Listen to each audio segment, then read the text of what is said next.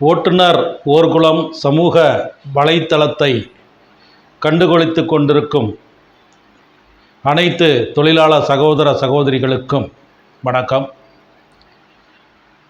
இந்த ஓட்டுநர் ஓர்குளம் வலைத்தளத்தின் மூலமாக, சமூக வலைத்தளத்தின் மூலமாக தொழிற்சங்கத்தினுடைய வரலாற்று பதிவேடுகளை பதிவு செய்து வருகிறோம். தொடர்ந்து இதற்கு ஆதரவளித்து வரும் அனைத்து தொழிலாளர் சகோதர சகோதரிகளுக்கும் பொதுமக்களுக்கும் ஓட்டுநர் ஓர்குளம் இயக்கத்தின் சார்பாக நன்றியை தெரிவித்துக் கொள்கிறோம். இன்று நாம் பார்க்கவிருப்பது தொழிற்சங்கத்தினுடைய வரலாற்று பகுதியிலே இந்த 16ஆம் 17ஆம் 18ஆம் நூற்றாண்டினுடைய தொழிற்சங்க வரலாற்று பகுதிகளை சரியான முறையில் ஆய்வு செய்து உண்மையான நடந்த விவரங்களை வெளிக்கொண்டு வர வேண்டும் என்ற ஓர் ஆராய்ச்சியில் இறங்கியுள்ளோம். அதற்கு நிறைய பதிவேட்டுகளை தேட வேண்டியுள்ளது.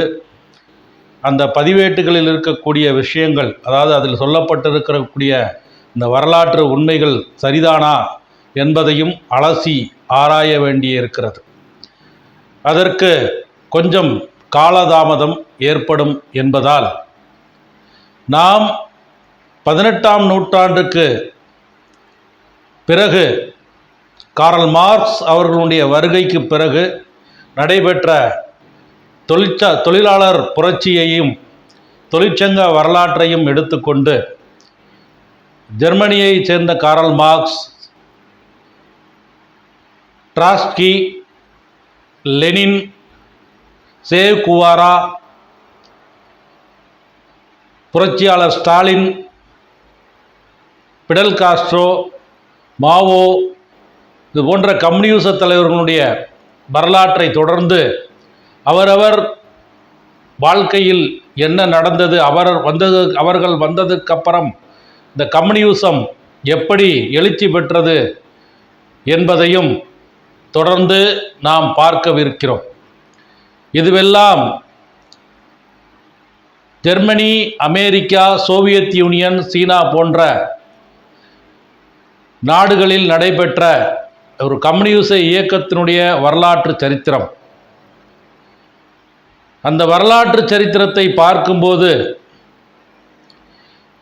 இந்திய நாட்டிலும் இந்த தொழிலாளர் புரட்சி ஏற்பட்டதா என்ற கேள்வி நமக்குள் வரும்.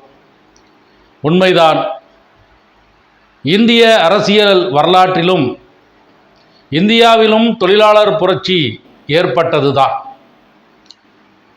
ஆசிய நாடுகளிலே இந்தியாவில் முதலாக தொழிலாளர் புரட்சி ஏற்படுத்தியது ஒரு தமிழர் என்பதில் இன்று இந்த பதிவை தொழிலாளர்களுக்காக நாம் பதிவிடும்போது ஒரு தமிழர் ஒரு ஆசிய அளவிலே தொழிலாளர்களுக்காக ஒரு பெரிய புரட்சியை ஏற்படுத்தினார் என்ற வரலாற்று சரித்திரத்தை நாம் அனைவரும் தமிழர் என்கின்ற வரையில் பெருமை கொள்வோம். யார் அந்த சரித்திர நாயகன்? யாருமல்லை, சுதந்திர போராட்ட தியாகி என்றும், செக்கிழுத்த செம்மல் என்றும், கப்பலோட்டிய தமிழன் என்றும் அவரை நாம் அடையாளம் கண்டு கொடுத்திருக்கிறோம். ஆனால் இந்திய தேசிய வரலாற்றில் தொழிலாளர்களுக்காக தன் வாழ்க்கையே அர்ப்பணித்து கொண்ட ஒரு மாமனிதர் வ.உ. சிதம்பரம் பிள்ளை என்றால் அது நிகரல்ல. அப்பேற்பட்ட ஒரு மனிதனுடைய வாழ்க்கை போராட்டம், தொழிலாளர்களுக்காக அவர் எடுத்த அந்த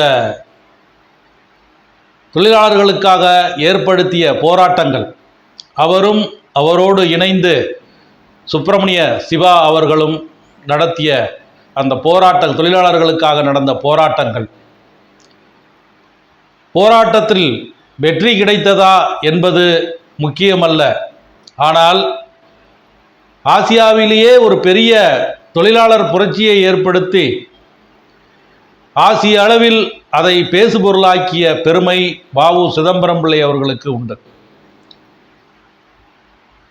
1800 காலகட்டங்களில், 18ஆம் நூற்றாண்டில் 1856ஆம் காலகட்டங்களில் ஈஸ்ட் இந்தியா கம்பெனி இந்தியாவிற்குள் வந்து தொழில் துவங்குவதற்காக நம் நாட்டிற்குள் வந்து நம் நாட்டையே அடக்கி ஆண்டு பிற்காலத்தில் அவர்களிடத்திலிருந்து நாம் விடுதலை பெற்றோம் என்பது வரலாறு.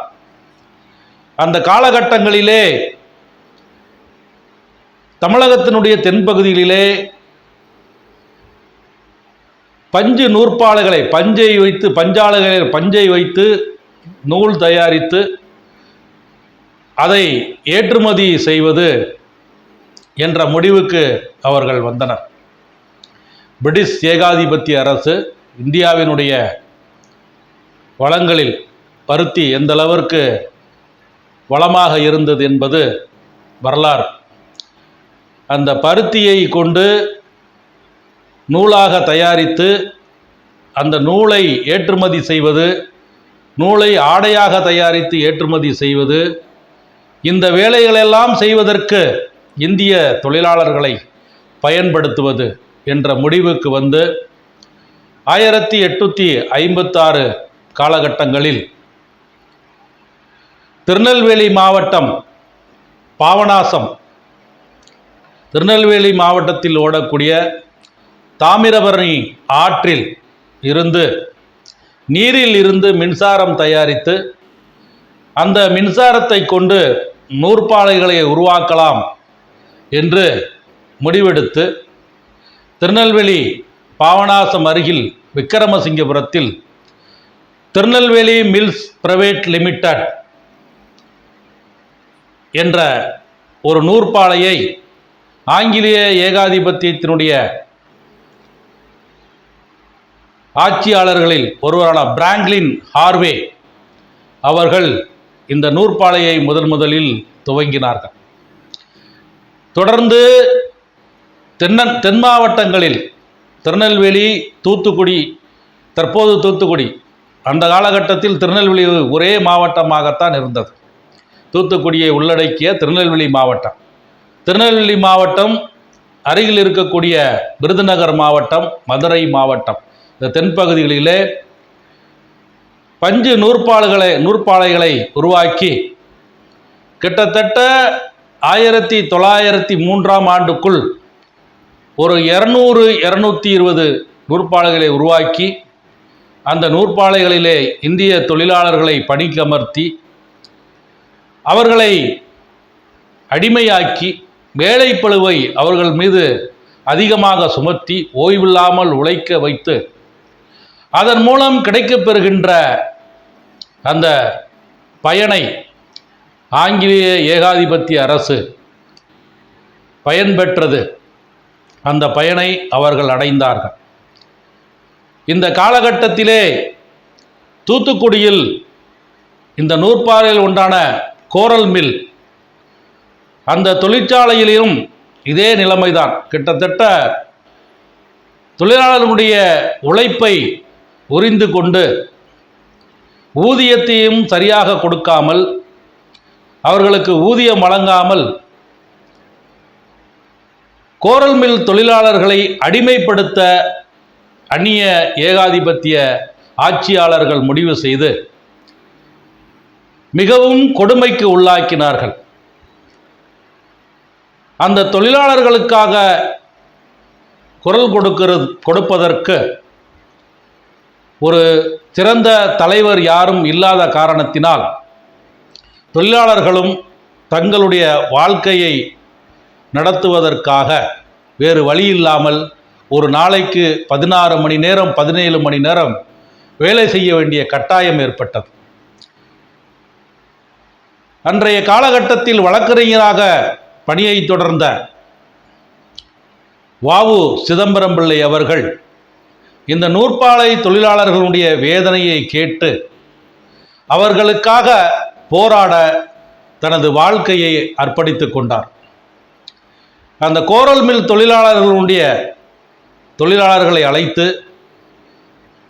ஏன் வேலை நிறுத்தத்தை நாம் செய்யக்கூடாது, வேலை நிறுத்தம் செய்தால் அவர்கள் நம்மை கண்டு அஞ்சுவார்கள், நமக்கான உரிமையை பெறலாம் என்று அவர்களுடைய பேச்சு நடத்தி, அந்த பேச்சு தொடர்ந்து நடந்து கொண்டு தொழிலாளர்களிடத்திலே ஒரு சுமூகமான உறவை கொண்டு வ.உ. சிதம்பரம் பிள்ளை அவர்கள் அந்த தூத்துக்குடி கோரல் மில் தொழிலாளர்களோடு அவர்களுக்கு தேவையான உரிமைகளை பெற்றுத்தருவதற்காக மிகவும் சிரமப்பட்டார்.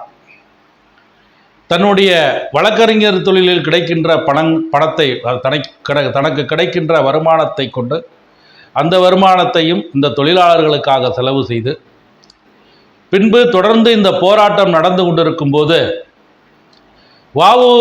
சிதம்பரம் பிள்ளையை சந்திப்பதற்காக சுப்பிரமணிய சிவா அவர்கள் வருகை தந்தார். அவரையும் இந்த கோரல் மில் தொழிலாளர்களுக்காக அர்ப்பணித்து கொள்ள வ.உ.சி கேட்டுக்கொண்டார். அவர் வ.உ.சி கேட்டுக்கொண்டதன் பேரில் சுப்பிரமணிய சிவா அவர்களும் இந்த கோரல் மில் தொழிலாளர்களுக்காக போராடுவதற்கு தயாராகி ஆங்காங்கே சிறு சிறு இடங்களில் கூட்டங்களை நடத்தி, தொழிலாளர்களுக்கு வேலை முடிந்து வந்ததற்கு இரவு நேரங்களில் கூட்டத்தை நடத்தி வேலை நிறுத்தத்திற்கு ஆயத்தமானார்கள். 1908ஆம் ஆண்டு இந்த வேலை நிறுத்த போராட்டத்தை துவங்கினார்கள். வேலை நிறுத்த போராட்டத்தை துவங்கியவுடன் அந்நிய ஏகாதிபத்தியத்தினுடைய அதிகாரிகள் வ.உ.சி மேல் பயங்கர கோபமடைந்தார்கள். அதனால் அவருக்கு எந்த அளவுக்கு இடையூறு கொடுக்க முடியுமோ அந்த அளவுக்கு அவருக்கு இடையூறை கொடுத்து வந்தார்கள். ஆனாலும் அதற்கெல்லாம் அசராமல் அவர் அந்நிய ஏகாதிபத்தியத்தினுடைய இந்த கோரல் மில் தொழிற்சாலையில் தொழிலாளர்களுடைய வாழ்வாதாரத்தை நாம் காற்றே நிற்க வேண்டும் என்று முன்னிப்பாக நின்று அந்த வேலை நிறுத்த போராட்டத்தை தொடர்ந்து நடத்தினார். தொடர்ந்து 7 நாட்களுக்கு மேலாக அந்த கோரல் மில் தொழிலாளர் வேலை நிறுத்த போராட்டம் தொடர்ந்து நடந்து கொண்டது. தொழிலாளர்கள் மிகவும் பாதிப்படைந்தார்கள். தங்களுடைய வாழ்வாதாரத்தை நடத்தி கொள்ள முடியாமல் அவருடைய குடும்பம் மிகவும் வறுமைக்கு தள்ளப்பட்டது. இருந்தாலும் வ.உ.சி தனது வருமானத்தில் கிடைத்த ஊதியத்தை வைத்தும் ஆங்காங்கே இருக்கின்ற வணிகர்கள், ஆங்காங்கே இருக்கின்ற பொதுமக்களுடைய உதவியினால் அவர்களுக்கு அந்த வேலைக்கு செல்லாமல் வேலை நிறுத்தத்தில் ஈடுபட்ட தொழிலாளர்களுக்கு மிகப்பெரிய உதவியை செய்தார்கள். தொடர்ந்து இந்த போராட்டம் நீடித்து கொண்டே இருந்தது. அந்நிய ஏகாதிபத்திய அரசு, அந்த அரசினுடைய அதிகாரிகள் பேச்சு கொடுத்து, நாங்கள் ஊதியத்தை உயர்த்தி தருகிறோம் என்ற உறுதிமொழியை அளித்தார்கள். ஆனால் வ.உ.சி அவர்கள் ஊதியத்தை உயர்த்துவது மட்டுமல்ல, அவர்களுடைய வேலை நேரத்தை குறைக்க வேண்டும். ஒரு தொழிலாளி ஒரு நாளைக்கு 16 மணி நேரம் 17 மணி நேரம் உழைத்தால் அவர்களுக்கு ஓய்வு இருக்காது, உடல் சோர்வாகிவிடும். ஆகையால் அவருடைய வேலை நேரத்தை குறைக்க வேண்டும் என்ற கோரிக்கையும் முன்வைத்தார்கள். பின்பு தொடர்ந்து போராட்டம் நடந்து கொண்டே இருந்ததால் உற்பத்தி எங்கே பாதிக்கப்படுமோ என்ற அச்சத்தில், உற்பத்தி பாதித்தால் அவர்கள் போட்ட முதலீடை அவர்கள் இழக்கக்கூடும் என்ற நோக்கத்தில் தொடர்ந்து வ.உ.சியினுடைய பேச்சு நடத்தி 16 மணி நேரம் வேலை செய்ய வேண்டாம், வேலைக்கு நிர்ணயம் செய்து கொள்ளும், வேலை நேரத்தை குறைத்து கொண்டு 12 மணி நேரம் வேலை செய்யலாம், 12 மணி நேரத்துக்கு மேல் வேலை செய்ய வேண்டாம் என்ற உறுதிமொழியை தந்து அந்த நூற்பாலை போராட்டம் முடிவுக்கு வந்தது. பின்பு வ.உ.சிக்கு ஏற்பட்ட இடைஞ்சல்கள், ஆஸ்துரையினுடைய வருகை, ஆஸ்துரை வந்ததுக்கப்புறம் என்ன நடந்தது, துரையும் வ.உ.சியும் சுப்பிரமணிய சிவாவும் பேச்சு நடத்தினார்களே, அந்த பேச்சு என்னானது என்ற வரலாற்றை அடுத்த பகுதியில் நாம் காணலாம். தொடர்ந்து இந்த ஓட்டுநர் ஓர்குளம் பகுதியில் எங்களுக்கு ஆதரவு அளித்து வரும் அனைத்து நல்ல உள்ளங்களுக்கும் எங்களது நன்றியை மீண்டும் ஒரு முறை சொல்லிக்கொண்டு மீண்டும் ஒரு நல்ல பதிவில் சந்திப்போம். நன்றி, வணக்கம்.